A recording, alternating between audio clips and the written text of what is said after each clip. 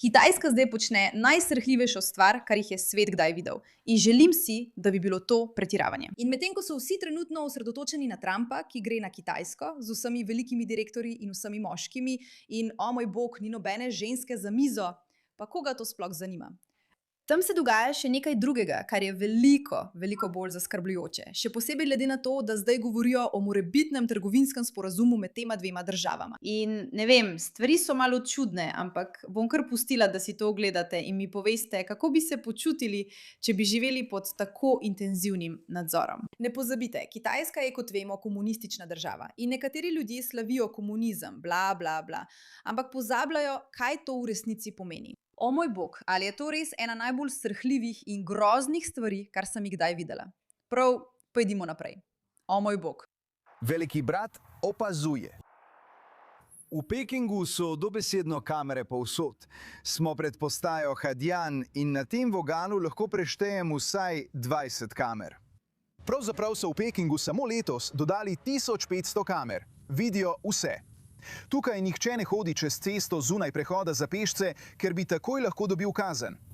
Pravzaprav je naš voznik parkiral na nedovoljenem mestu za 2 minuti in na telefon je prejel sporočilo, da je dobil kazen v vrednosti približno 40 ameriških dolarjev, ker so ga ujeli na kameri. Zdaj se pojavljajo resna vprašanja, kakšen je cilj KPK glede sledenja državljanom in družbenega točkovanja.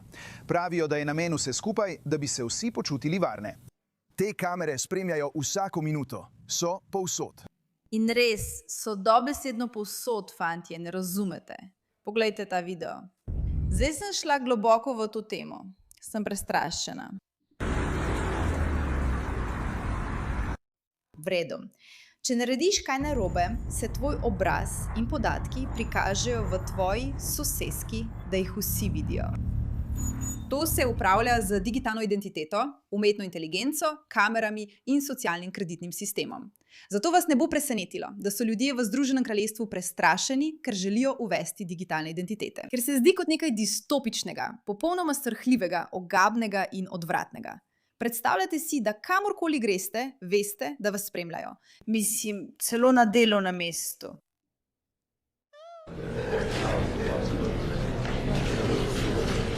Dekleto.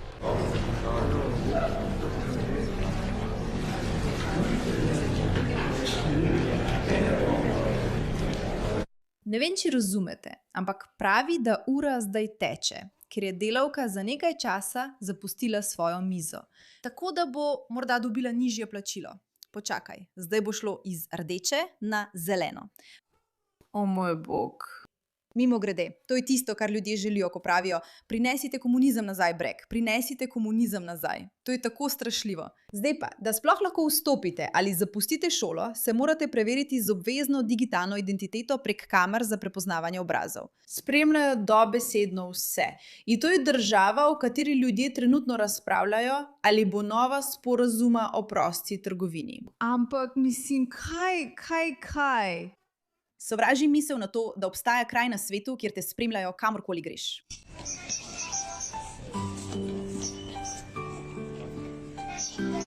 Mislim, to je noro.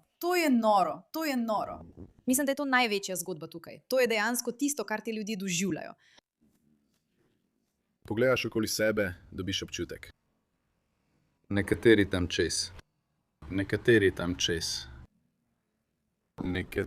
tam v daljavi. Groza je.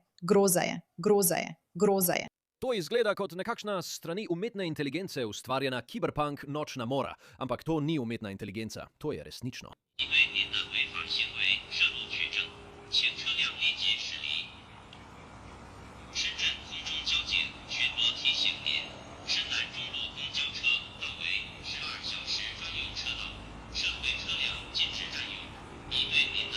Dobesedno je zvočnik, ki pravi: Pozdravljeni, storili ste prometni prekršek. Opazujemo vas. Tukaj je opomnik. Prosimo, takoj odstranite svoje vozilo. O moj bog, ljubi bog. Seveda je to na Kitajskem. Država, ki jo poganja visokotehnološki totalitarizem. V bistvu je vsak distopični film spremenila v odvečen pastiš.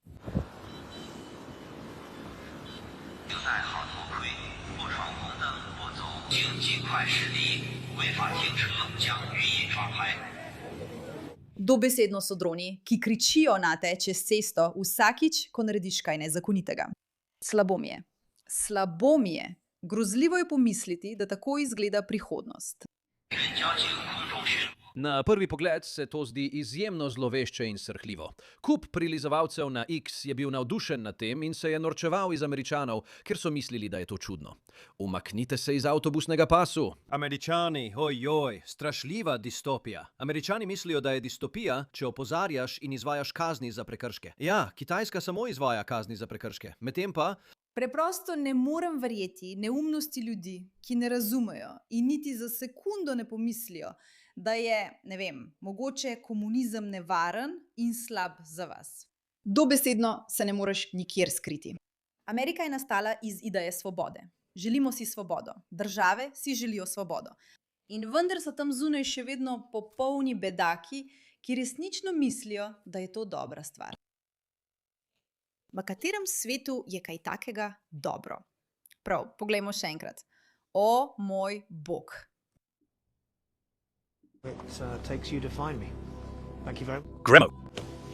身份证以及他所经过，比方说在过去1周，我们回溯他的行经路程，我们也做了像人和车的匹配。那同时在人上匹配，还包括亲属关系匹配，然后是你经常接触人员之间匹配。就是当摄像机布到或者我们传感器布到一定密度的时候。 Torej, kaj se tukaj dogaja v predstavitvi iz leta 2017? 2017, v redu, to je skoraj pred 10 leti.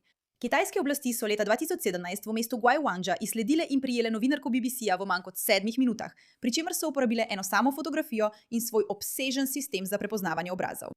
To je bila inscenirana vaja, namenjena prikazu zmogljivosti kitajskega nadzornega sistema Skynet, ki združuje stotine milijonov kamer CCTV z umetno inteligenco in nacionalnimi bazami identifikacijskih podatkov. Sistem deluje v realnem času, kar oblastem omogoča, da obraz, zajet s kamero, takoj primerjajo z osebnimi identifikacijskimi zapisi in skoraj v trenutku spremljajo gibanje prek medsebojno povezanih kamer. To se dogaja že leta. Medtem ko dobesedno nalagajo dosmrtne kazni ljudem, ki blago kritizirajo vlado, jim prepovedujejo letenje, uporabo javnega prevoza, uporabo bančnih storitev, zaposlitev in celo njihovim otrokom prepovedujejo vpis v šole. Samo kaznovanje kršitev zakona. Kako dolgo bo še, preden bomo tudi v zahodnih državah videli tako vsiljivo raven nadzora? Če pomislite, je to popoln primer problema reakcije in rešitve. Vlade namerno uvažajo veliko število ljudi iz tujine, ki so nagnjeni k kriminalu. Namenoma dovolijo, da se nekoč dobro delujoče družbe z visokim zaupanjem spremenijo v družbe z nizkim zaupanjem, polne kriminala. In javnost zahteva avtoritarizem v slogu Blade Runnerja, da bi vse to popravili.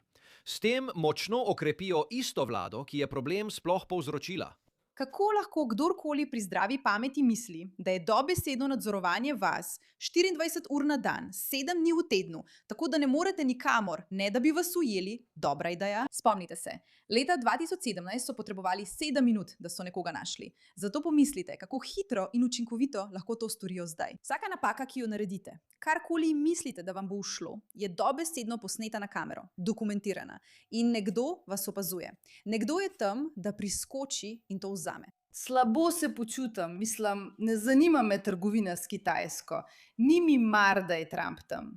Mislim, da je to največja zgodba, da ljudje prav to želijo doseči. In potem, tukaj v Združenem kraljestvu, digitalna identiteta. Slišiš, kako jo promovirajo in si misliš, o moj bog, to je tisto, kar hočejo. To je dobesedno tisto, kar hočejo. Distopični, avtoritarni sistem, kjer se spremlja prav vse. Spremlja se prav vse.